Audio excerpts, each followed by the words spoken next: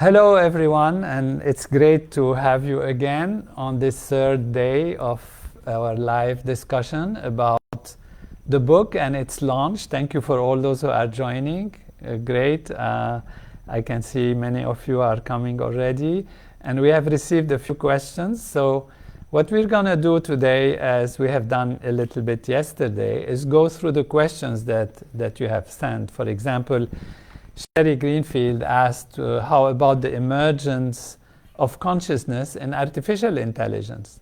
So how does it emerge in artificial intelligence?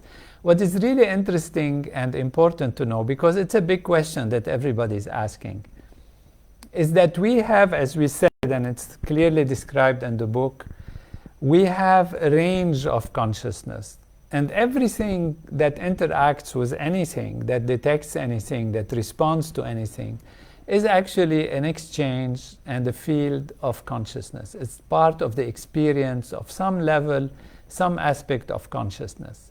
So when a flower blooms, when a sunflower turns to the sun, when a cat runs around and chooses to food, or whatever, when a plant sends its roots to pick up nutrients. All of these are dynamics of consciousness on different levels. So when we come to mechanical aspects, they are also different levels of consciousness. And artificial intelligence is a more advanced level of consciousness than pure mechanical, like a car.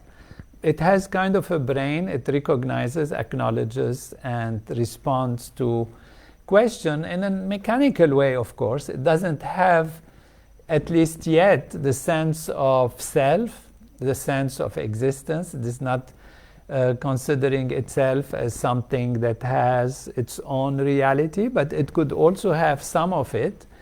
The one thing is sure, it's not like human intelligence yet. So it is artificial intelligence, which can have and performs functions that are even more advanced in some levels than what a human can do, but it doesn't have the consciousness. And we said the consciousness is a set of all kinds of characteristics that define us as human beings, for example, in a very specific way, with fears, with hopes, with pleasures, with sense of existence, of future, of relation, and all of that. All of these aspects of consciousness are more advanced aspects of intelligence and consciousness in terms of social behavior, in terms of feelings, in terms of emotional intelligence, etc. But we cannot deny that, of course, artificial intelligence has an intelligence and has some level of consciousness. Now, is it emerging from the machine? No, as we have to really differentiate between consciousness emerging from something and consciousness being experienced by something. Again, the example of the radio that we took, for those who maybe have not been in the past days with us, we took the example of a radio that can detect waves that are there, electromagnetic waves, and transform them into sound and music and speech, just because it transforms the electric wave into sound vibration, because it has the ability to vibrate in a certain way, and therefore we hear it as a sound. But it's not the radio that creates the actual original waves or sounds. They are there in the field, and the radio is only able to detect some of them because it doesn't have all the frequencies that it can detect all the wavelengths. So it would detect certain wavelengths. And like that, as humans, there is an ocean of consciousness with a field of huge possibilities, and we are only detecting some of that because of our nervous system's limitations and also abilities and expansion. And when we expand our nervous system, we can actually experience the whole ocean of consciousness. This is what happens with transcendental meditation. And the artificial intelligence machine, or the computer, will be detecting some of these aspects of consciousness and not all of them, because it's limited. So the question is about what might be the difference. This is Rajkumar Giri saying, what is the difference between thoughts and consciousness? And thoughts are parts of what consciousness experiences. We defined also yesterday that when we analyze what consciousness experiences, and we compare, we can call this intellect. But when we can experience different aspects of the ocean of consciousness on the surface level, we call these thoughts. So thoughts are like pictures on the screen, and the pictures come and go, and consciousness is more like the screen, but also consciousness is the thought in this case. So the analogy is not complete enough to say that consciousness is only the screen.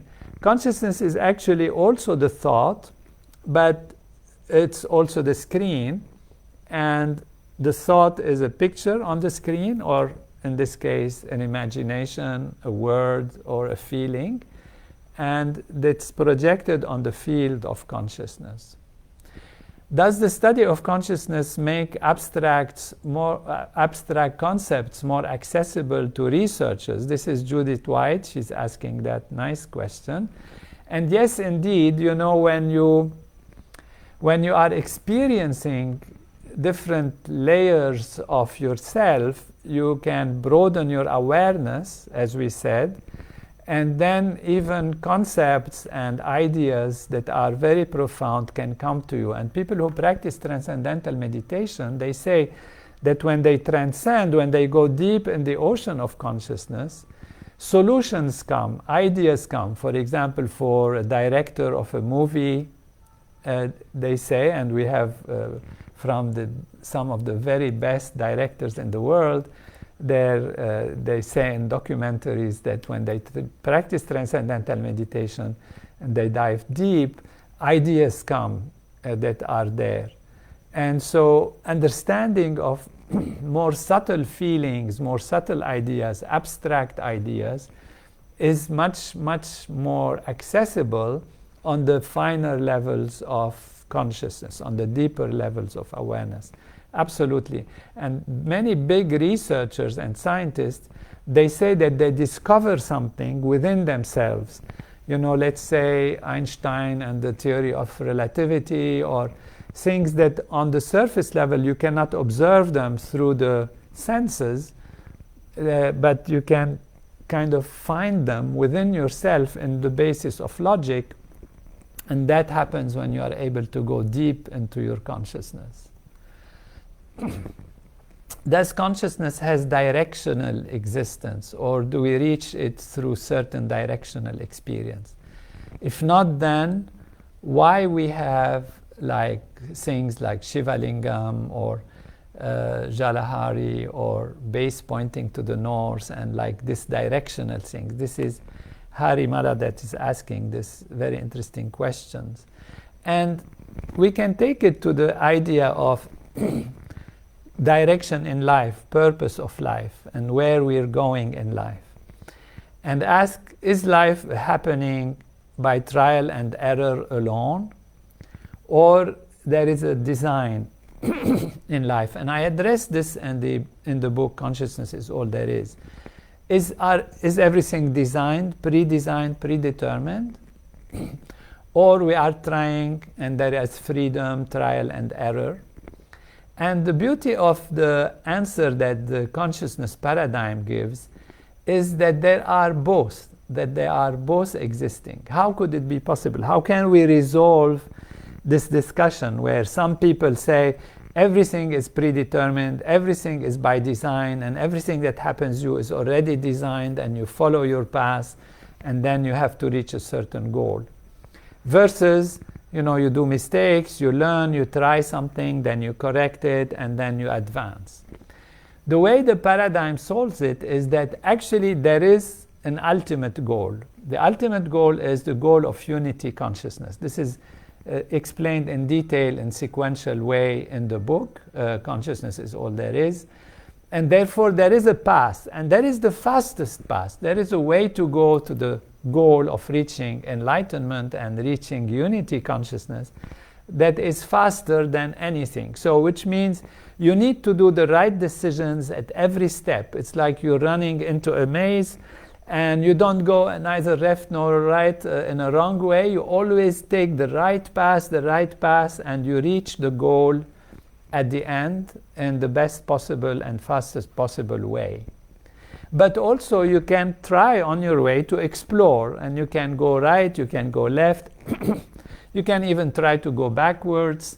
And so this is where trial and error happens, that leads to different aspects of what you learn that lead you either fast to the goal or slowly to the goal. So there is directionality in the sense of going towards the highest in the highest possible way.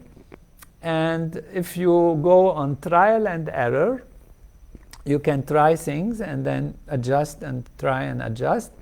But ultimately, you will definitely grow and reach the goal this way. So some researchers indicate that the universe is a single thought, and our consciousness is then created within that single thought. The universe is also then created within that thought. Thus, everything is then consciousness or one singular thought. And they ask for comments. This is from Jorgensen. Einar Jorgensen. So it's really the same. When we say a thought, the universe is actually consciousness. And consciousness, pure consciousness, unbounded, unlimited consciousness, looks at itself. Because it is conscious, it reflects on itself. And this you can say it's a thought. So as if it thinks. It is thinking of itself, but it's actually just reflecting on itself in the unmanifest way, and looks at itself from an infinite number of ways. By looking at itself from this infinite number of ways, it actually has within it all these what we can call thoughts, because when it looks at itself from this way is one thought, from that way is one thought. And those are virtual, they are not yet real. Like thoughts are not real. They are real thoughts, but they are not, if you think of a unicorn, the thought of the unicorn is real. But the unicorn itself is not real because you are thinking about it from an abstract level, from a non-manifest level, a virtual level. And then when it actually happens to be in a real life, then this thought becomes manifest as actual reality. And so there is this relationship between thought in consciousness that is unmanifest, that is virtual, and there is then experience of this in a physical reality. And the book explains in detail how and why this happens, and how actually the manifest universe is the expressions of actually a thought, which then is appearing as matter, as physical reality. So this is really explained in great detail, and the book goes through it in a very nice way. We have one question that says, my question is how we can get people to be interested in pure consciousness. Most people don't seem to be interested in spiritual knowledge, and not all interested in their own ultimate reality. Please let me know your insights about this. This is why actually I wrote the book. I wrote the book so that to awaken in people the importance of spirituality. What is spirituality? Spirituality is that which is not materiality, which is not physicality. So anything that is not physical and material is spiritual. So love is spiritual, feelings are spiritual, even though they are generated from certain reactions and have a correlate in our physiology, in our nervous system, in our brain. They are actually experienced as subjective experience. And pure spirituality is pure consciousness. How we get people to understand that? First, by showing what is spirituality? How can we explain the existence of life and why we are here? And how can we solve problems? So people want to know, what is in it for me? What is in it for my society? What is in it for my well-being? And so we have to explain to them and show them that this is really the foundation of well-being, the foundation of flourishing, the foundation of happiness and peace and harmony. And understand this even from an intellectual level will lead them to actually want to experience higher states of consciousness. So that's why we have scientific research on transcendental meditation. That's why we have this book that is written that explains reality and what it is, so that people can act according to what reality is and understand the purpose of life. So all we do is use all of these values into explaining, teaching, and that's why the knowledge says that the knowledge is the greatest purifier, and that is because it gives and opens the possibilities for something to be able to be tried. You know, if you have a strawberry in front of you, it looks good, but somebody might think, well, this is a poison, and if you don't know and your friend says, no, I tried it, and people have tried it, it's really delicious and it's maybe nourishing and it's good, then you will want to try it. That's why we teach, that's why we explain, that's why we write books and we do research. So can we say that consciousness is intelligence, reverberating, lively intelligence and wakefulness within itself? Greater consciousness leads to greater intelligence, but intelligence has different aspects. It can be mathematical intelligence, can be speed of calculating, like artificial intelligence can scan things, can look at symbols, can compare things in a very fast way, but doesn't mean it has greater consciousness. So it goes the other way around. When you have actually greater consciousness, you are able to have a greater and more comprehensive kind of intelligence, which means you can be emotionally intelligent, you can be artistically intelligent, you can be mathematically intelligent, you can be a great manager or mechanical things you can do, or you operate equipment. So these are different types of intelligence, and artificial intelligence has its own type of intelligence. But to really have higher consciousness, which means the ability to grow and expand in consciousness and ability to know yourself and that I am everything, everything is me, and fulfill the purpose of life, you need more than just surface intelligence. You need a combination of possibilities of different integrated, holistic kind of intelligence. We can take one more question, and it's a longish question that I can see here. It says, regarding the body as like a transducer that can reflect consciousness, seems like the flip side of the idea of consciousness as an epiphenomenon of complexity ordered matter. In both cases, there is some interaction between matter and consciousness. I'd like to know how the transducer reflects frequencies of consciousness. Otherwise, we have just a variation of the heart problem. The heart problem, for those who are not familiar, is how consciousness emerges from the physical matter. And what we're saying, what I'm saying in this particular paradigm, is that consciousness is primary, and therefore it is not created by something other than itself. Not only consciousness is primary, consciousness is actually everything. So the experience of consciousness is on many, many levels. And it's on the level of one aspect, small aspect, is in the atom and the molecule, what looks like atom and molecule, are actually limited aspects of consciousness. So I call this in the book one bit of consciousness. One bit of consciousness, bit means in the computer style, in the computer terminology, which means one instance. It's not bit meaning a little bit. It's one instance. One instance of consciousness requires a subject, an object, and a process that links the subject to the object. And this creates one moment of experience. When you add moments of experience, one on top of the other, you get more complex ability to see from different perspectives.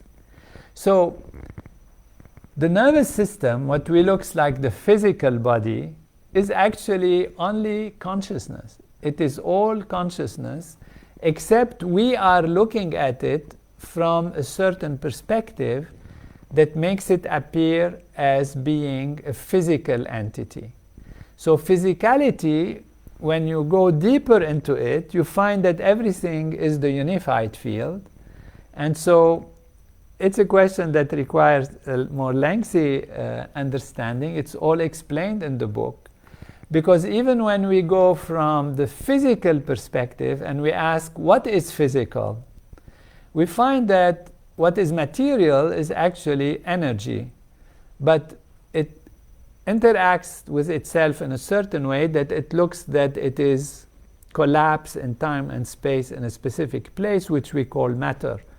But as scientists kept looking into matter, they found that they are fields, these are fields, and the fields are having waves. It's like an ocean and has waves, and these waves at one particular way of seeing them or collapsing their possibilities, they look like solid objects that are localized in time and space. And so what we call matter is actually the expression of these quantum mechanical fields, and even deeper, the unified field. And what we're saying is that this is all a field of consciousness. So it's not that consciousness creates something different than itself. It's just that consciousness appears in different layers, and all the layers are real on their own level, and that from each level of a layer you can see one aspect or the other of the ocean of consciousness. I leave it to that, and I hope that you will read the book and make comments on it. So please help spread that knowledge, because this is how we will have solutions to our great problems, our challenges in life, potentials for war and fear and conflict, and also the challenges of artificial intelligence and genetic engineering and the environment. All of these can be solved when collective consciousness rises and we find the true solutions of how to deal with our life and stay alive together, living in health and happiness and harmony. So thank you for joining. We'll do one more, I guess, in the next day. And I hope you enjoy the book and spread the knowledge so we can truly offer the solutions that are most complete and most profound in solving the problems of today and of the future. All the best. Take care. Thank you for being with us.